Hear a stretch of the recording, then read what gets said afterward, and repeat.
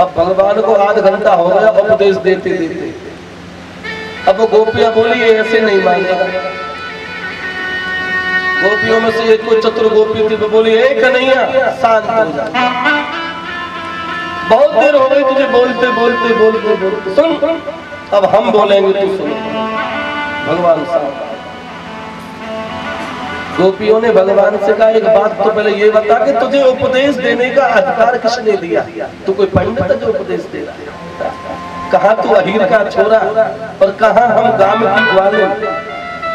तुझे उपदेश देने का हक नहीं और हम उपदेश के विषय में जानती नहीं, तो हमको इन बातों को क्या बता रहा है? हम नहीं जानते बात।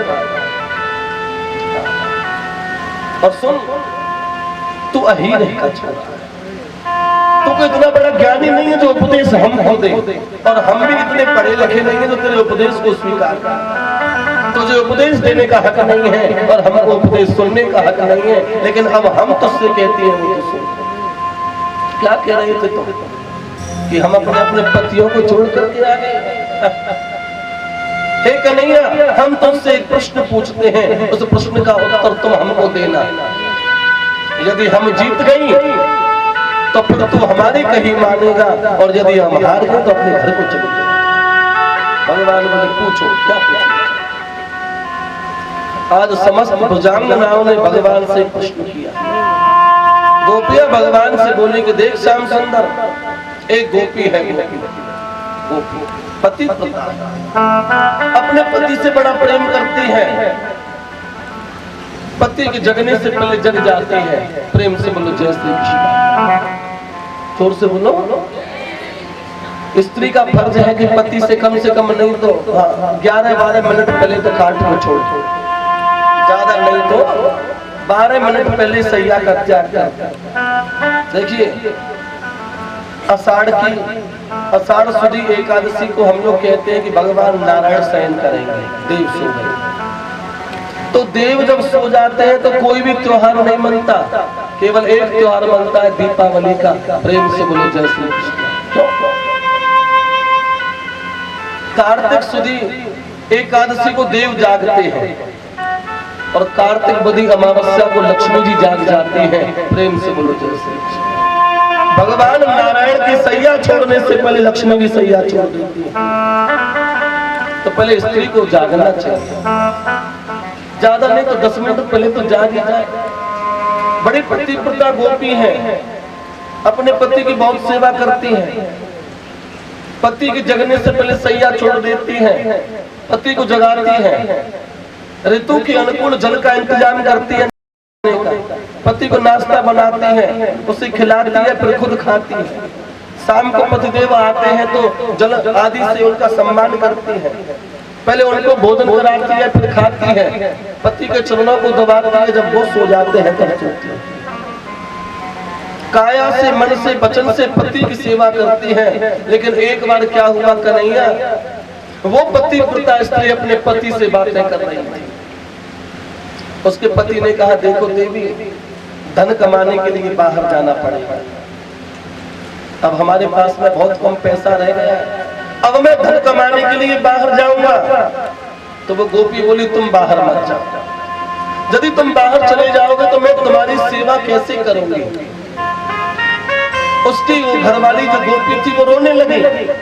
पति बोला रोने धोने से काम नहीं चलेगा, अगर गृहस्थी पालनी है तो 4 पैसे कमाना, मैं बाहर जाऊंगा। वो गोपी बोली तुम बाहर चले जाओगे तो मेरी सेवा का क्या होगा। तो पति ने अपना फोटो दे दिया, लो इस फोटो को तुम रख लो, मेरा ही फोटो।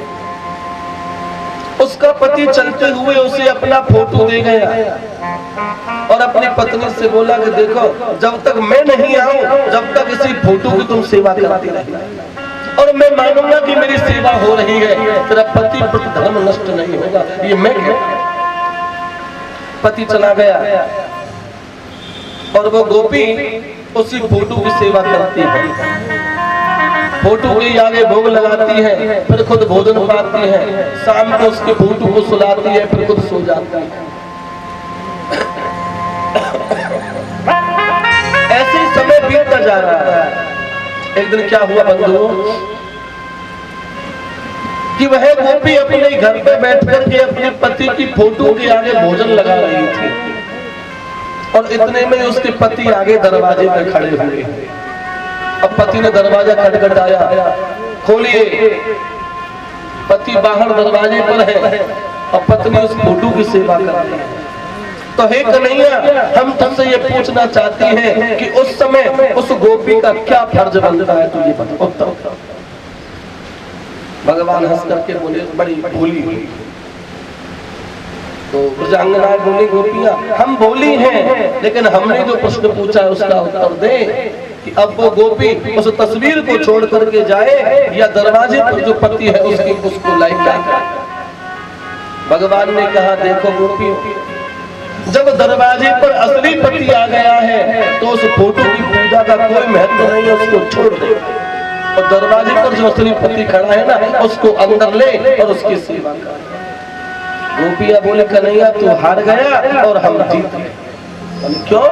माने जिनको हम अपने घर पे छोड़ करके आई है ना, वो तो इस पंच बहुत शरीर के पति हैं, वो तो हमारे फोटो वाले पति हैं और हमारा असली पति तो तू है। और तेरे पीछे हम यहाँ तक आ गई, अब तू कहे तो जाए और तू कहे तो। कृष्णम बंदे जगत गुरु, इस संपूर्ण जगत के गुरु तुम हो। आपका नाम है जगतपति, इस प्रत्येक आत्मा के पति तुम हो और हम समस्त गोपियों के पति भी थे। और जिनको घर में छोड़ करके आई है ना, वो तो फोटो वाले पति हैं, उनकी सेवा करने का ना करने का कोई महत्व नहीं। क्या करें? तो आज भगवान बड़े प्रसन्न हैं। भगवान ये देखना चाहते हैं कि इन गोपियों के मन में कहीं कोई राग तो बाकी नहीं है। यदि मैं इनको महाराज में ले जाऊंगा और रास में ले जाने के बाद में इनके मन में कोई बीमारी विकार उत्पन्न हुआ तो फिर रास में जाने का फायदा है। लेकिन आज भगवान ने समस्त गोपियों को पास कर दिया। भगवान ने सबको निमंत्रण दे दिया कि सब लोग तैयारी करें, काहे की रास की तैयारी। सबको महाराज में आने का निमंत्रण दे दिया और ब्रह्मा जी से कह दिया कि जाओ रात को इतनी बड़ा कर दो कि जब तक ये गोपियां तृप्त नहीं हो जाए, जब तक रात्रि चलती रहे। और श्री सुखदेव जी माने परीक्षित जी से बोले, बंधु जानते हो रात कितनी बड़ी हुई थी?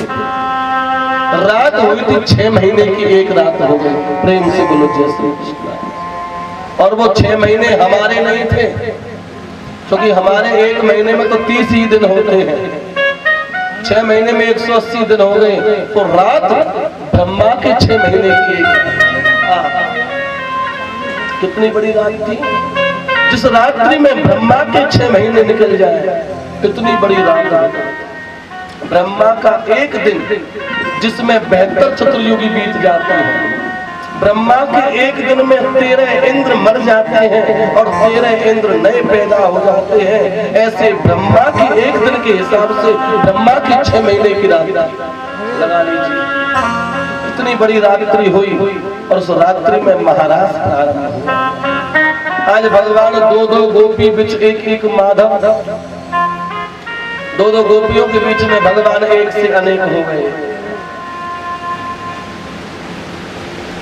एक से अनेक भगवान हो गए और गलबैया डाल करके ताता थैया करते हुए रास करते हैं।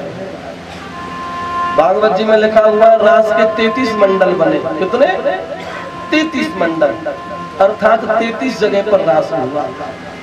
वृंदावन में 2 जगह रास हुआ था। एक का नाम है निधिवन, दूसरे का नाम है सेवा। बरसाने में रास हुआ, गोवर्धन की तलहटी में रास हुआ, कुमुद वन में रास हुआ, बेल वन में रास हुआ, भांडील वन में रास हुआ। रास के 33 मंडल बने, बरसाने में रास हुआ। और एक मंडल में करोड़ों गोपियां, एक मंडल में करोड़ों गोपियां। और रास के 33 मंडल हैं। देवताओं की जो घरवालियां थी उनसे भी नहीं रहा गया। वो देवताओं को छोड़ करके बोले हम भी चले। देवता बोले तुम कहाँ चली? बने रास। अब तो भोले बाबा से भी नहीं रहा गया। इधर बलराम भैया बोले रेवती मैया से, बने हम भी जाएंगे, हमारा छोटा भैया रास करता। तो रेवती मैया बोली रास में पुरुषों का प्रवेश वर्जित है, रास में कौन जाएगा? रास में तो केवल गोपी जाएगी। जिस समय मीराबाई मेड़ता सिटी को छोड़ करके वृंदावन आई थी तो सबसे पहले मदन मोहन जी के मंदिर में, मदन मोहन जी का मंदिर, मदन मोहन जी की किवाड़ खटखटाई, दरवाजा खोलिए, मैं मीरा। मदन मोहन जी के जो गुसाई थे उन्होंने कहा था कि इस मंदिर में स्त्रियों का प्रवेश वर्जित है, मंदिर में कोई भी स्त्री प्रवेश नहीं कर सकती रात्रि के समय। तो मीराबाई ने कहा था गुसाई जी से, हमने तो सुना है कि 84 कोस की भूमि में सबकी सब गोपियां हैं, केवल पुरुष तो भगवान श्याम सुंदर है, तुम कहां से पुरुष आ गए? ऐसा सुनते गोस्वामी जी के नेत्र खुल गए। अरे बाहर जो खड़ी हो सकती है कोई छोटी मोटी चीज नहीं, और रात्रि के समय मदन मोहन जी के किवाड़ खोल दिए और मीरा जी को अंदर ले लिया। क्यों? क्योंकि ब्रज में रहने वाली तो सभी गोपियां हैं, पुरुष तो केवल एक ही है और वो है भगवान श्याम। अब तो गोवर्धन में रास हो रहा था, रेवती मैया गोवर्धन में आई है रास में शामिल होने के लिए, रास में शामिल होने के लिए गोवर्धन में आई। बलराम भैया बोले हम भी चलेंगे, रेवती मैया बोली भगवान पकड़ लेंगे, बलराम जी बोले भेष बदल करके जाएंगे। सो बलराम जी शेर बदल करके, शेर, गोवर्धन में घना जंगल था, सो बलराम जी शेर बन के आए और गिरिराज जी के तलेटी पे खड़े हो गए। तो मैं कह रही हूँ कि गोपी बन के जाना पड़ेगा तो हमें गोपी बनाओ। तो आज पार्वती मैया के वस्त्र भोले बाबा ने पहन लिए और भोले बाबा वृंदावन में आ गए रास्ते। भोले बाबा वृंदावन में पधारे। अब भगवान तो बड़े क्रोध की है ना, भगवान भोले बाबा तो ये सोच रहे हैं सबसे पीछे खड़ा हो जाऊंगा, करोड़ों गोपी आए, अरे वो कौन कौन देखेगा, नाच नहीं तो जाना चलो। लेकिन भगवान ने कहा, भगवान समझ रहे कि सबसे लास्ट में भोले बाबा खड़े हैं, गोपियों से थोड़े लंबे थे ना, भोले बाबा से अलग ही चमक रहे थे। भगवान ने कहा भोलेनाथ जी पधारे। और एक दिन भोले भंडारी बनकर ब्रज की नारी गोकुल में आ गए, गोकुल में आ गए। एक दिन भोले भंडारी बनकर ब्रज हमारे वृंदावन आ गए हैं, वृंदावन आ गए हैं। पार्वती जी मना के हारी ना माने तुम्हारी आ गए हैं।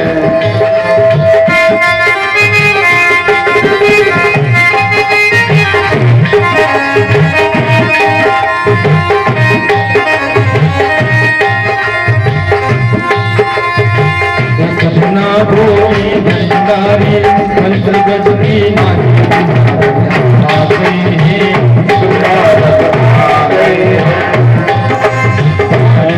की मना पे हारी न माने आ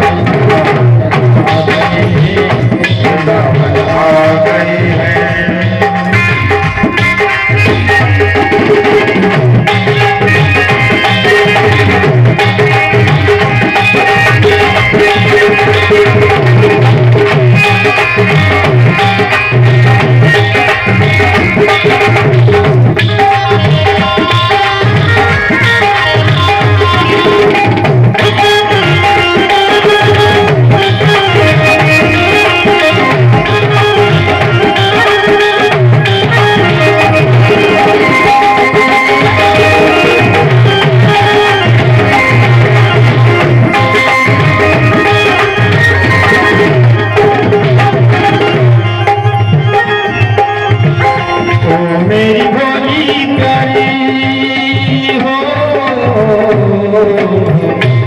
मेरी बोली प्यारी मैं भी चलूंगा तेरे संग में, तेरे संग में। ओ मेरी बोली प्यारी मैं भी चलूंगा तेरे संग में, तेरे संग में। राधा संग श्याम नाचे, राधा संग श्याम नाचे, मैं भी नाचूंगा तेरे संग में, तेरे संग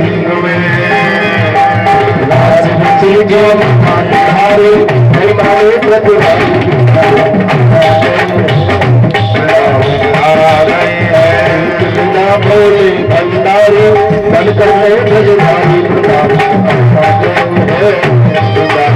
आ गए हैं।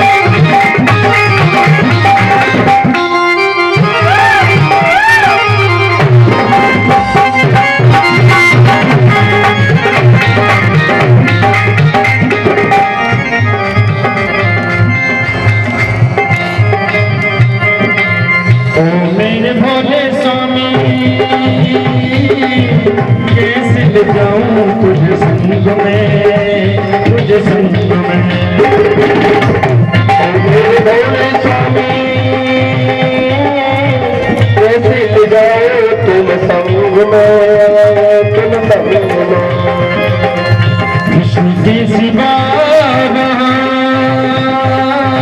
कोई न जाए उसे रास में, उसे रास में।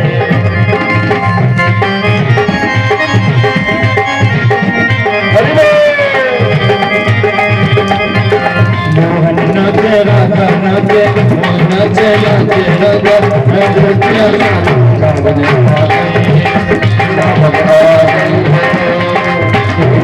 भोले भंडारी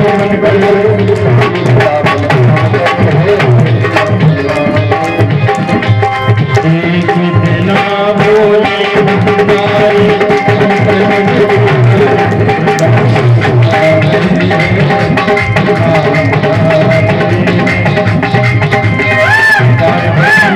बनाते हारे, पार्वती बनाते हारे,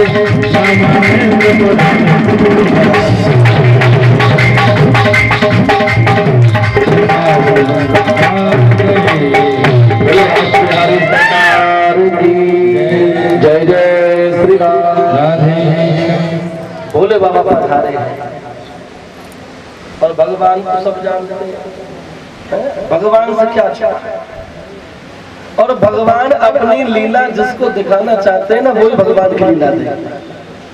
तुलसीदास बाबा भी बोलते हैं, सोई जाने तुम देव जनाई और जाने ही तुम्हें ही। भाई भगवान को कौन जानता है जिसे भगवान जनाना चाहते हैं। सो जाने तुम देव जनाई और जाने ही तुम्हें ही हो जाए। भगवान को वही जान पाते हैं जिनको भगवान जनाना चाहते हैं, और जो एक बार भगवान को जान जाता है वो फिर भगवान का ही हो जाता है। भोले बाबा पधारे हैं वृंदावन में, सबसे आखिर में खड़े हुए हैं भोले। भगवान ने समझ लिया कि भोले बाबा आए हैं। अब तो भगवान ने थोड़ा कौतुक करने की सोची, कौतुकी है ना भगवान सोचे चलो भोले बाबा से थोड़ा आनंद लिया जाए। तो भगवान ने कहा था गोपियों से, देखिए सभी गोपियां लाइन में खड़ी हो जाए। अब तो वहां सभी गोपियां लाइन में खड़ी हो। भगवान भोले बाबा सोच रहे हैं अब न जाने क्या करेगा, लीला तो करता रहता है। सभी गोपियां लाइन में हैं। भगवान बोले कौन गोपी का क्या नाम है, कहां से आई है, अपने अपने बारे में बताइए। अब तो भोले बाबा सबसे आखिर की लाइन में सबसे पीछे खड़े हो।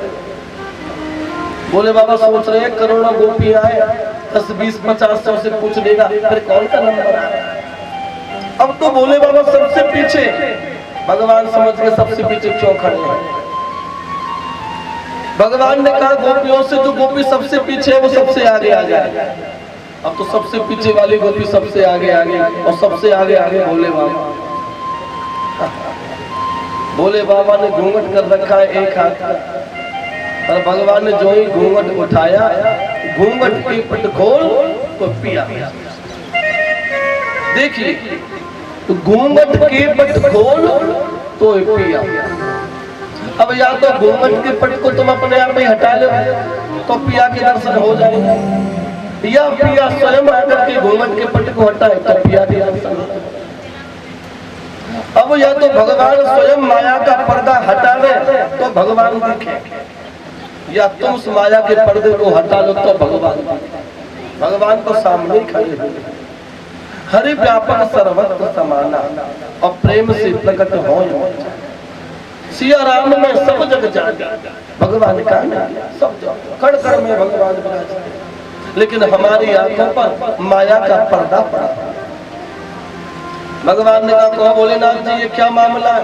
हाँ, ये सखी वेश क्यों बना रखा है और आपको इस वेश में आने की क्या जरूरत थी? वैसे ही आ जाते। बोले बाबा, बोले मैं तो वैसे ही आ रहा था, लेकिन पार्वती जी कह रही थी कि गोपी बन के जाओ, गोपी बन के जाओ, तो मैं गोपी बन के आ गया। भगवान बोले गोपी बन के आ गए तो तुम गोपी बने रहना। बोले बाबा, बोले ये तो मेरी भी इच्छा है कि मैं यहाँ गोपी बन के खड़ा। तब से भोले बाबा वृंदावन में गोपी बन के विराजते हैं, जिनको गोपेश्वर भगवान कहते हैं। बोले गोपेश्वर महादेव की जय। आज भी भोले बाबा का श्रृंगार गोपी बन के ही होता, गोपी वेश में भगवान। और देखिए, भोले बाबा वृंदावन में गोपी बन के हैं, और जिस समय भगवान का जन्म हुआ था ना मथुरा में, और भगवान गोकुल में थे। अब गोकुल में जब भगवान आए थे तो गोकुल में भी भोले बाबा आए थे भगवान का दर्शन करने के लिए। तो मैया ने दर्शन करा दिया था, तो मैया ने कहा था भोले बाबा से, बाबा तुम यहीं रहो। तो भगवान ने कहा, भोलेनाथ ने मैं यहाँ तो रह जाऊं, लेकिन मेरा मंदिर बनवा। जसोदा मैया ने कहा कि तू कहीं जा मंदिर बनवा। भोले बाबा बोले कि मुझे इतना बड़ा मंदिर नहीं चाहिए। तो मैंने क्या, मैंने मैं तो बहुत छोटी जगह पे रहना चाहता। मैंने कहाँ रहना चाहता? भोले बाबा ने जसोदा मैया से कहा था कि माता तू अपने लाला को जहाँ पे स्नान करा, तू अपने लाला को जहाँ जगह पे स्नान करावे, और तेरे लाला के नावे को जो जल है और जब मोरी में है कि वह मोरी के नीचे मेरा मंदिर बनवा। वो लाला को पानी नावे को मेरे ही ऊपर गिरना चाहिए। प्रेम से बोलो चाहिए। आज भी गोकुल में भोले बाबा, यहाँ पर भगवान का स्नान होता है बालकृष्ण मंदिर में, उसके नीचे भगवान भोलेनाथ, साक्षात भोलेनाथ, और भगवान के नहाने का जो जल है वो नाली में होकर के भोले बाबा के शिवलिंग के ऊपर गिरता। क्योंकि भोले बाबा ने मंदिर वहीं बनवाया था कि मैया जा तू अपने लाला नवावे, तेरे लाला के नावे को जल ही मेरे ऊपर आवे, ऐसी जगह पर। धन्य है भगवान की भक्ति। हरि में और हर में कोई भेद थोड़े नहीं है।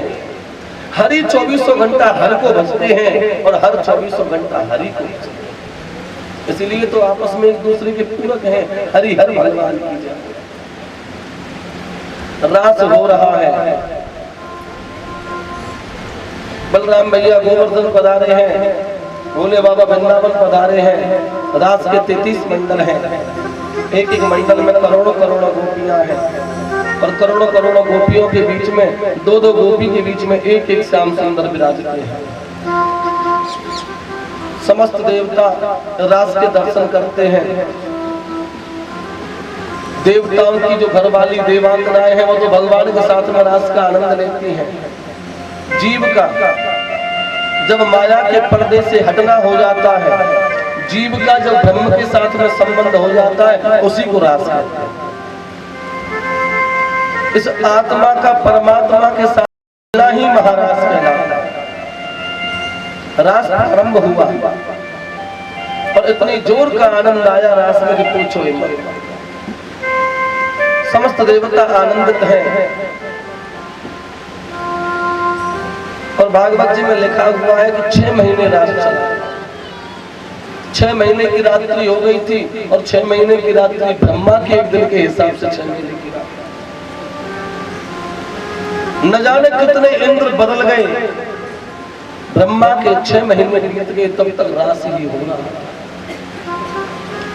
आज गोपियां को ये भाव हुआ मन में कि देखो ये वही परम ब्रह्म है, और आज हमारे गले में गलवैया डाल करके ताता थैया नाचा।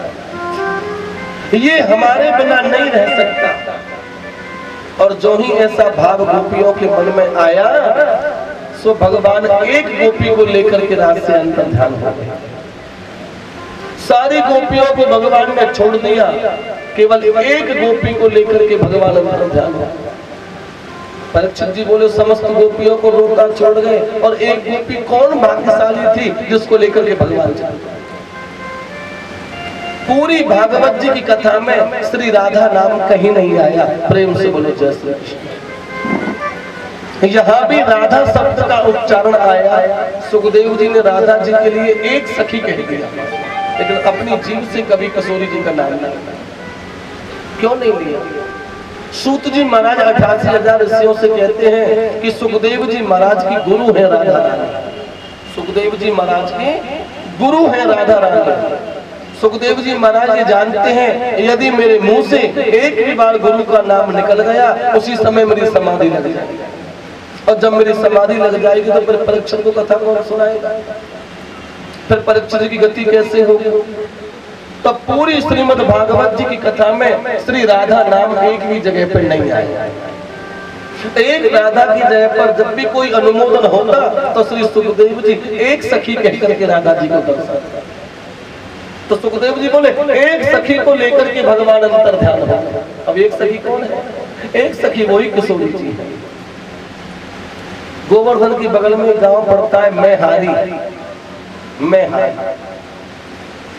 जो एक सखी को लेकर के भगवान अंतर ध्यान हुए थे, वो किशोरी जी भगवान से बोली कि मैं हारी प्रभु, अब मुझसे भी नहीं चला जाता, मैं भी हारी।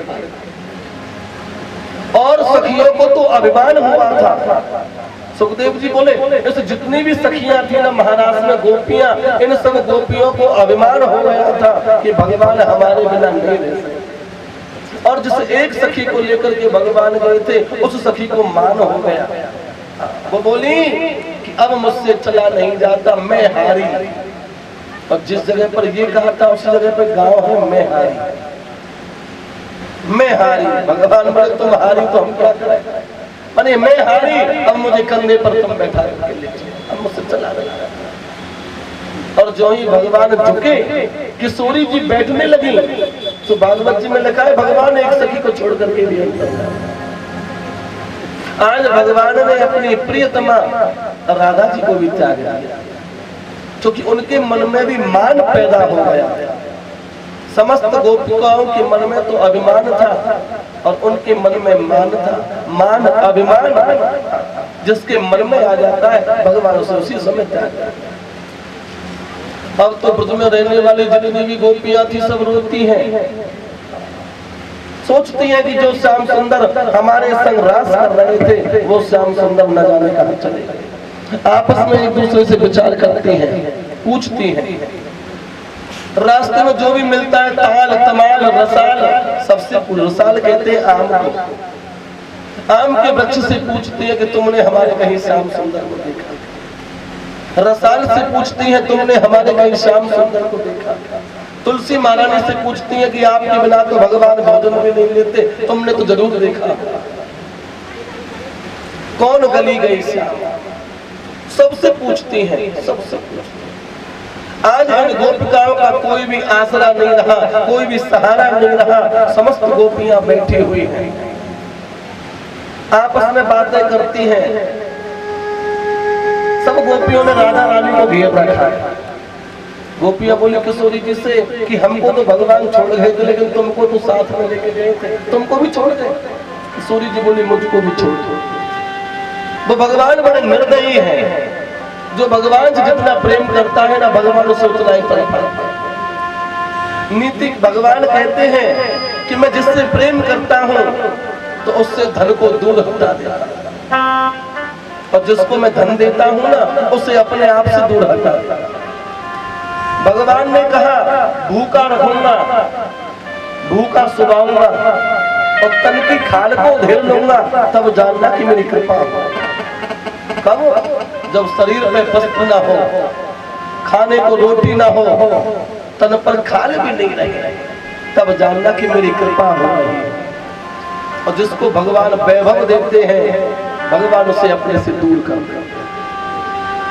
हम जब भी भगवान की ओर बढ़ते हैं, हम जब भी भगवान की शरणागति लेते हैं, जब भी भगवान के पैरों को पकड़ने को होते हैं, तो भगवान के पैरों को तो लक्ष्मी जी दबाती है। लक्ष्मी जी कहती है इन पैरों पर तो मेरा अधिकार है, तुम क्यों हाथ लगाते हो। और जो भी भगवान के चरणों की ओर बढ़ता है ना, लक्ष्मी जी रास्ते में उसे धन दे देती है, ये लो धन और यहीं से इन पैरों को हाथ मत लगाओ, क्योंकि इन पैरों पर तो केवल और केवल मेरा। तो भगवान जिसको धन दे रहे हैं, संभवतः उसे अपने से दूर कर रहे हैं, और जिसको भगवान विपत्ति देते हैं, समझो भगवान की कृपा हो रही है। आज समस्त गोपियां आर्त भाव से गीत गाती हैं, कहती है कि हे श्याम सुंदर, अब तेरे सिवा हमारा इस दुनिया में कोई भी नहीं, इसीलिए तुम आ जाओ। एक गोपी बोली कि भगवान ऐसे नहीं आएंगे।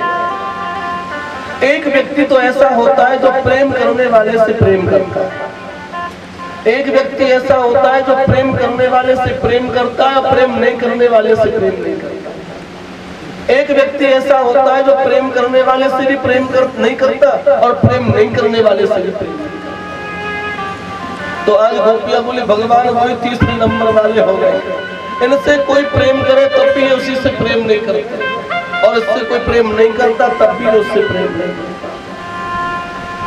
आज समस्त गोपियां विरह में भगवान को पुकारती हैं, बड़ा सुंदर भगवान से कहती है कि हे प्रभु, अब तुम्हारे बिना नहीं रहा जाता, आप आइए, और आपको आना पड़ेगा। बड़े आर्तनाद होकर के भगवान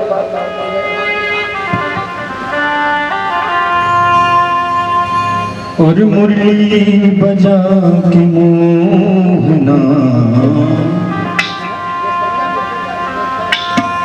और मुरली बजा के मोहना, क्यों कर लिया किनारा। मुरली बजा के मोहना, क्यों कर लिया किनारा। मुरली बजा के मोहना, क्यों कर लिया किनारा। मुरली बजा के मोहना, क्यों कर लिया किनारा। मुरली बजा के मोहना, क्यों कर लिया किनारा। मुरली बजा के मोहना, क्यों कर लिया किनारा। अपनों से श्याम कैसा, अपनों से श्याम कैसा, तुम्हारा। अपनों से श्याम कैसा व्यवहार है तुम्हारा। मुरली बजा के मोहना, क्यों कर लिया किनारा। अपनों से श्याम कैसा व्यवहार है तुम्हारा।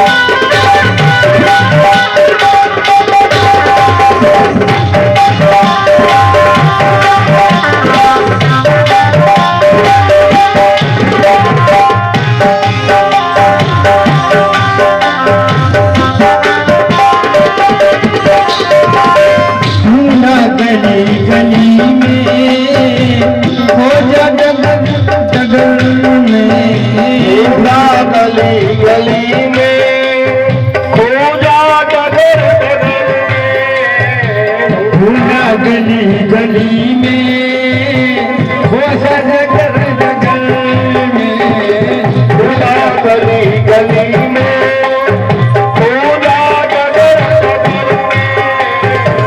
खुदा गली गली में, खुदा जगर जगर में, खुदा गली गली में, खुदा जगर जगर में।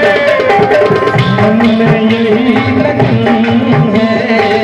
मन में यही लगती है, दर्शन मिले दुबारा, मुरली बजाते मोहना, दुनिया किनारा।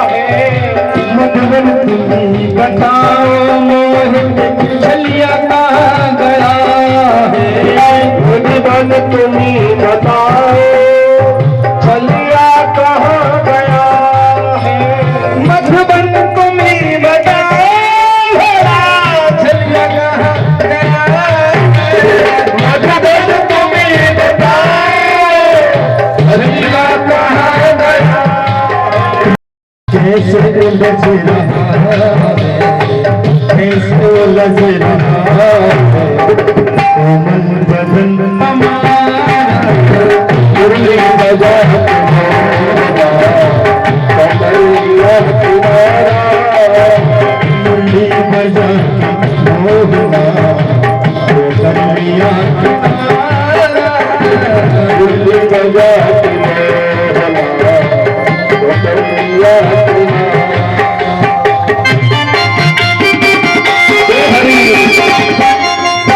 आज समस्त गोपियां भगवान से कहती हैं कि हे श्याम सुंदर, यदि तुमको जाना ही था तो फिर तुमने हमसे ये प्रेम का नाता जोड़ा,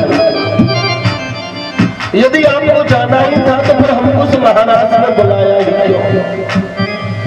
हे कन्हैया, यदि तुमको जाना ही था तो तुमने जमुना की जल को कालिया नाग से मुक्त क्यों किया?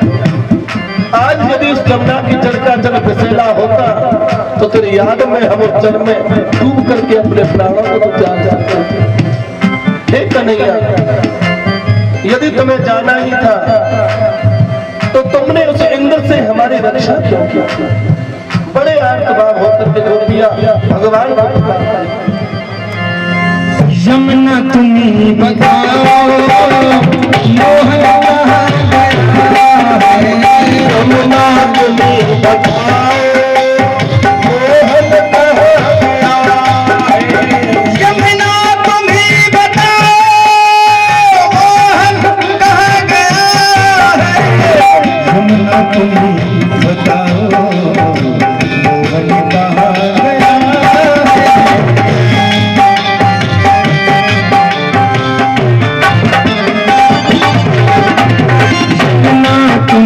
बताओ बताओ बताओ,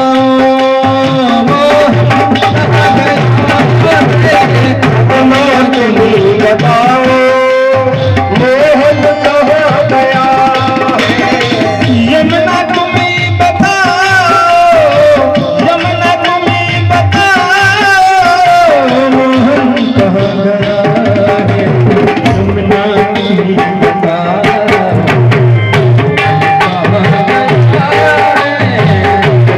तुम्हीं बताओ, मोहन कहाँ गया, तुम ही चली गई हो, तुम ही चली गई हो, बहती है अश्रुधारा, मुरली बजा तुम मोहना, कमरिया किनारा।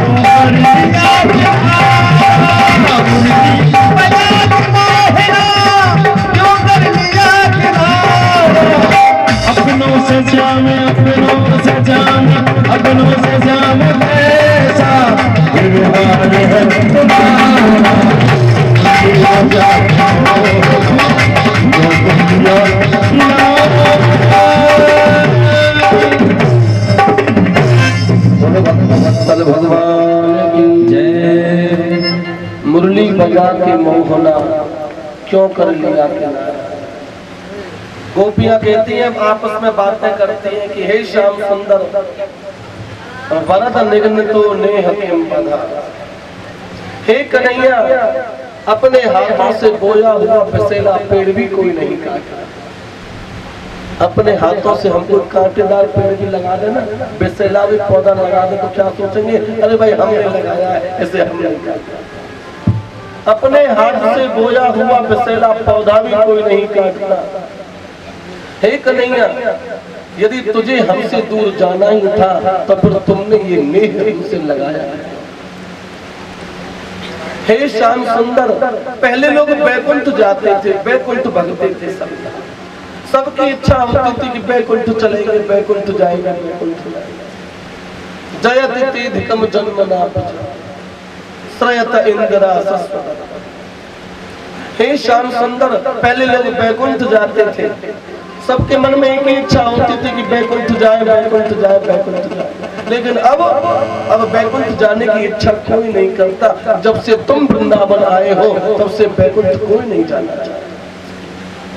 बैकुंठ जाकर के करें भी क्या? बैकुंठ में जाने के बाद में तुम्हारे दर्शन को लंबी लंबी लाइन लग रही है, और यहाँ वृंदावन में आ जाओ, यहाँ लाइन लगा तो कोई मतलब नहीं। यहाँ तो आप साक्षात विराजते हैं, सबको अपने दर्शन देते हैं। ऐसे बैकुंठ में जाकर के हम क्या करेंगे? जब से आप वृंदावन में आए हो तब से वृंदावन की महिमा बढ़ गई है। जब से इस ब्रज की महिमा बढ़ गई है, और आप आज इस ब्रज को और इन ब्रज नारियों को छोड़ करके कहाँ चले? आज समस्त गोपियां आर्त भाव से भगवान को पुकारती हैं, समस्त गोपियां रोती हैं, भगवान से कहती हैं कि फड़े फड़ा। हे श्याम सुंदर, आपने कालिया नाग को क्यों ना था? यदि हमें जोड़ के जाना ही था तो कालिया को क्यों ना था? आप चले जाते, हम पीछे से कालिया के पास चले जाते, वो हमें खा जाता, हम इसी में मुक्त हो जाते। लेकिन कम से कम तुम्हारी याद में तो हमारे प्राण बन जाते। नाना प्रकार का विलाप करती हैं, और आकर के बड़े आर्त भाव से फिर एक गीत गाते हैं।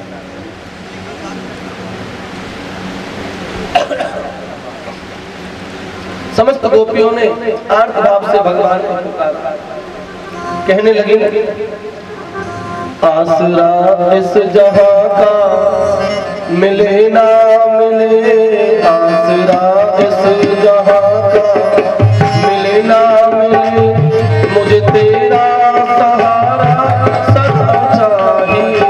आसरा इस जहां का मिले ना मिले, मुझे तेरा सहारा सदा चाहिए। आसरा इस जहां का मिले ना मिले, आसरा इस जहां का मिले ना मिले, मुझे तेरा सहारा सदा चाहिए, मुझे तेरा सहारा सदा चाहिए।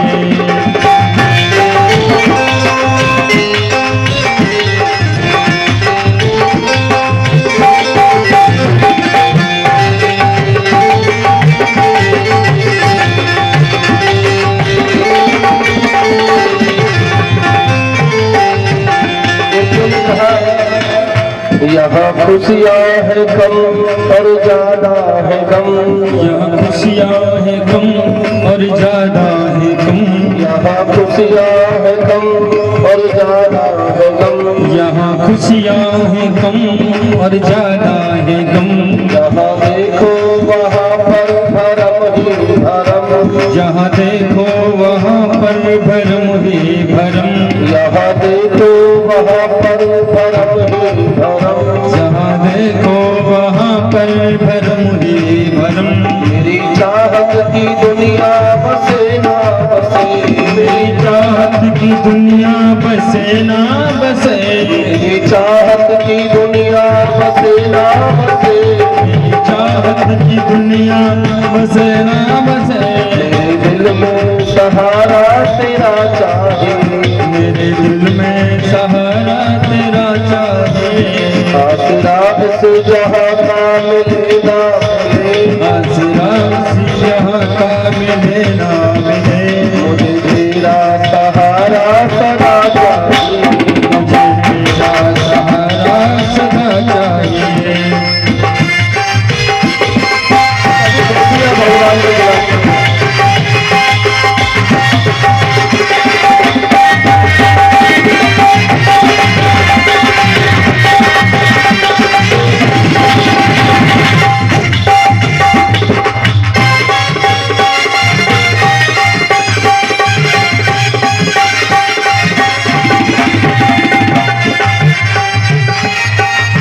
कहा गोपियों ने, कभी बैराग है कभी अनुराग है, कभी बैराग है कभी अनुराग है, कभी बैराग है कभी अनुराग है, कभी बैराग है कभी अनुराग है। यहाँ बदले है माली वही बात है, यहाँ बदले है माली वही बाग है, यहाँ बदले है माली वही बात है, यहाँ बदले है माली वही बाग है। मेरी महफिल में सम्मा जले ना जले, मेरी महफिल में सम्मा जले ना जले, मेरी महफिल में सम्मा जले ना जले, मेरी महफिल में सम्मा जले ना जले। मेरे दिल में उजाला तेरा चाहिए, मेरे दिल में उजाला तेरा चाहिए, आसरा इस जहां का मिलेगा, आसरा इस जहां का मिले ना मिले। मुझे तेरा सहारा सदा चाहिए, मुझे तेरा सहारा सदा चाहिए।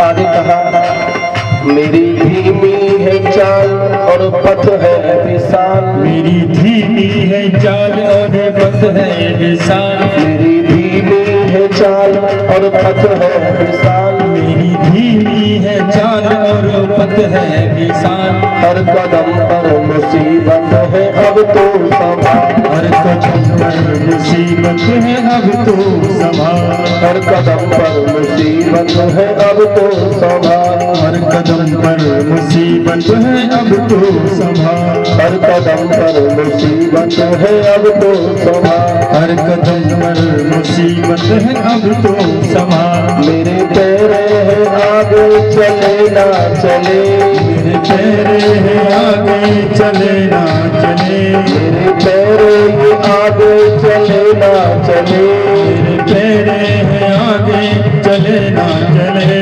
मेरे दिल में इशारा तेरा चाहिए, मेरे दिल में सारा तेरा चाहिए, आसरा इस जहां का मिले ना मिले, आसरा इस जहां का मिले ना मिले। मुझे तेरा सहारा सदा चाहिए, मुझे तेरा सहारा सदा चाहिए। समस्त गोपियां भगवान से यही कहती हैं कि इस जमाने का आसरा हमें मिले या ना मिले, लेकिन हे श्याम सुंदर तुम अपने सहारे को हमसे दूर मत कर, और यदि तुमने अपना सहारा ही हमसे दूर हटा लिया तो फिर इस दुनिया में हमारा कोई नहीं। श्री सुखदेव जी महाराज बोले राजा परीक्षित जी से कि भगवान 2400 घंटे सबके साथ चलते हैं, भगवान एक क्षण के लिए भी किसी से दूर नहीं हो, किसी से भी एक क्षण के लिए। एक व्यक्ति की मृत्यु हो गई, वो मरकर के ऊपर गए, भगवान से बोला प्रभु हमने तो सुना हुआ है कि आप एक भी क्षण किसी को नहीं छोड़ते। भगवान बोले तुमने सही सुना है, मैं एक भी क्षण किसी को नहीं छोड़ता। तो वो व्यक्ति बोला तुमने जीवन में मुझे 3 बार छोड़ा था। भगवान बोले मैंने तुझे 3 बार छोड़ा, ऐसा हो नहीं सकता। वो बोले नहीं मानते हो तो मेरी जिंदगी की कैसेट चला के देखिए, अभी तुमको पता चल जाएगी कि उस कैसेट में कितने कदम चल रहे हैं। भगवान ने तुरंत उसके जीवन की कैसेट चलाई। बचपन से जब से उसका जन्म हुआ था उस कैसेट में चल रहा है कि जब वो चल रहा है उसके साथ में 2 पैर और चल रहे हैं। 2 पैर किसके? जो व्यक्ति था, और 2 पैर और साथ में चल रहे हैं। वो 2 पैर किसके थे? वो भगवान के। जीवन की कैसेट आगे को बढ़ती जा रही है और रास्ते में 3 जगह ऐसी आई कि उस कैसेट में एक ही चरण था। वो व्यक्ति बोला, देख लिया प्रभु, मेरे जीवन की यात्रा में 3 बार जब मुझ पे इतना बड़ा कष्ट आया, आपके पैर मेरे ही चरण है। भगवान बोले, ध्यान से देख, जब जब तेरा अच्छा समय चल रहा था, जब जब मैं तेरे बराबर में चल रहा था, और जब जीवन में 3 बार तेरे ऊपर विपत्ति आई, तो तब मैं तेरे बराबर में नहीं चल रहा था। सत्य बात, तो कहां चल रहे थे? भगवान ने कहा कि उस समय मैंने तुझे अपनी गोदी में ले रखा था और मैं चल रहा था और तू मेरी गोदी में। तो ये जो चरण है ना, ये मेरे हैं, और तेरे संपूर्ण जीवन में मैं तेरे बराबर चला, और जब भी तेरे ऊपर कठिन समय आया तो मैंने तुझको अपनी गोदी में ले लिया। ये चरण मेरे ही है। चिंता, भगवान जीव को कभी छोड़ते नहीं, और आज भगवान तो गोपियों को वैसे भी छोड़ना नहीं चाहता। गोपियों ने बड़ा बड़ा भगवान से उलाना दिया कि जा नहीं था तो प्रेम क्यों किया।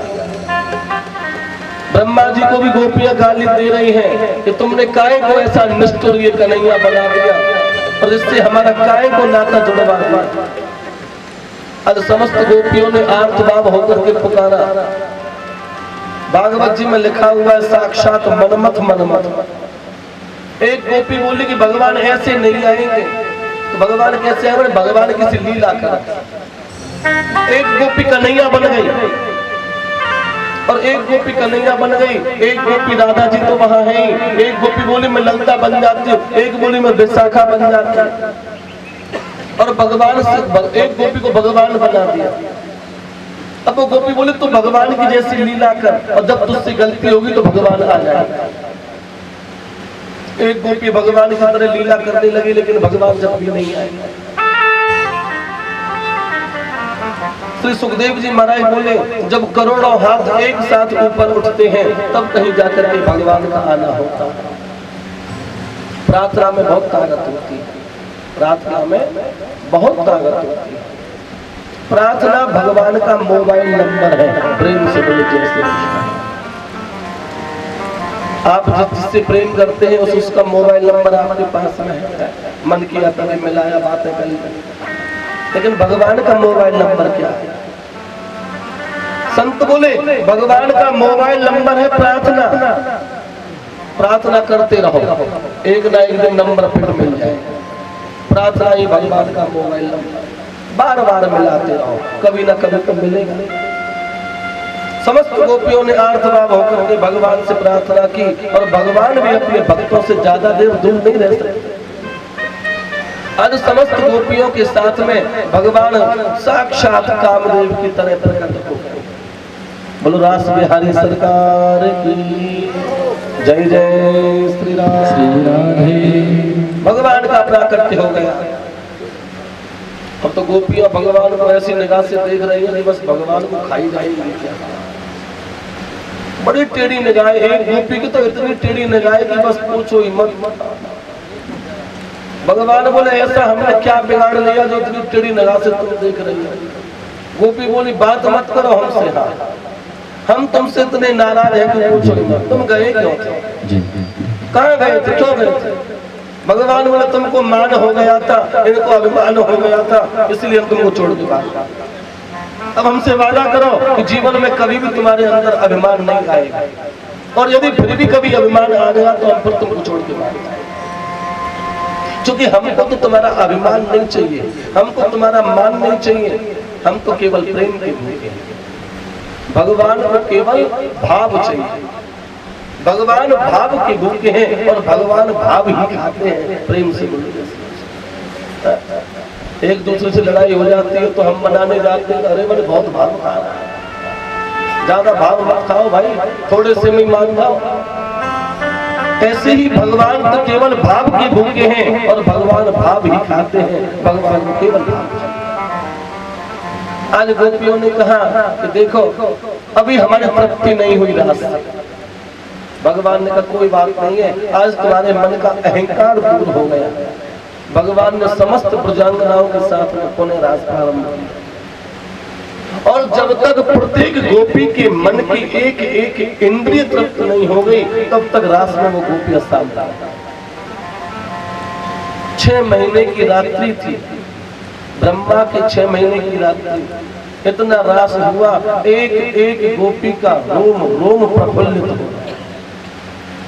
रास की लीला को करके भगवान ने गोपियों से कहा कि अब तुमको मेरे से अलग कोई भी नहीं कर सकता,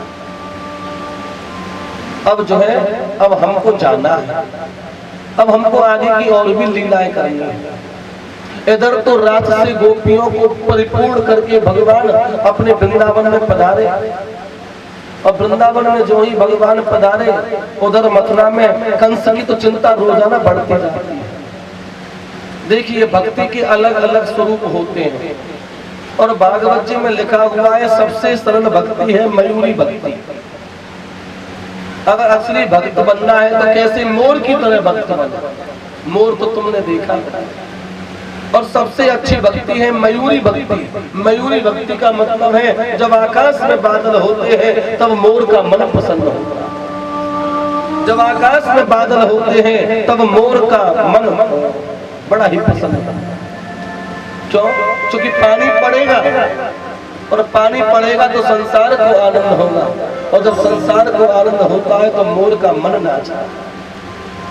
ऐसे ही जब दूसरे के आनंद हो रहे हो तो अपने मन को प्रसन्न रखो।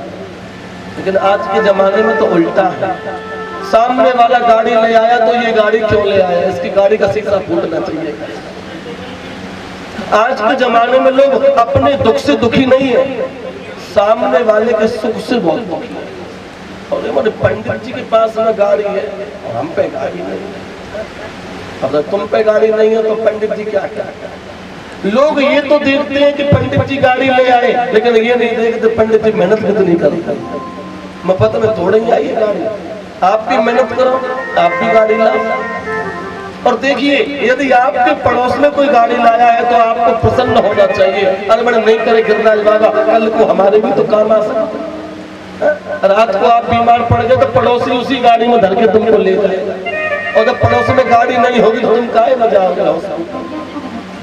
तो सामने वाले की उन्नति में ही अपनी उन्नति मानो। संत लोग कहते हैं कि यदि तुमको भक्ति करनी है तो मोर की सी भक्ति करो। जब बादल होते हैं, बादल उमड़ते हैं, तब मोर का मन नाचता है कि अब जनता प्रसन्न होगी, अब बरसात होगी, सबका मन प्रसन्न होगा, तब मोर का मन प्रसन्न होगा। ऐसी भक्ति करो। आज भगवान ने उन गोपियों को तृप्त किया, उन गोपियों का मन परिपूर्ण कर दिया, और इधर कंस भी भगवान की भक्ति करता है। लेकिन कंस की भक्ति कैसी है? शत्रु भक्त। भक्त तो कंस भी है, लेकिन कंस का भाव दूसरा है। जहां भी काला काला दिख जाता है ना तो कंस घबरा जाता है, मैं कृष्ण आ गया, लगा लो। सब्जी में जीरा भी दिख जाए, अरे हटाओ हटाओ हटाओ, अरे कृष्ण आ गया, कृष्ण आ गया। जो प्रत्येक कण कण में भगवान को देख रहा हो उससे बड़ा भक्त कौन हो सकता है? वो सब्जी के जीरे में भी भगवान को देख रहा है, लगा सिया राम में सब जग जानी।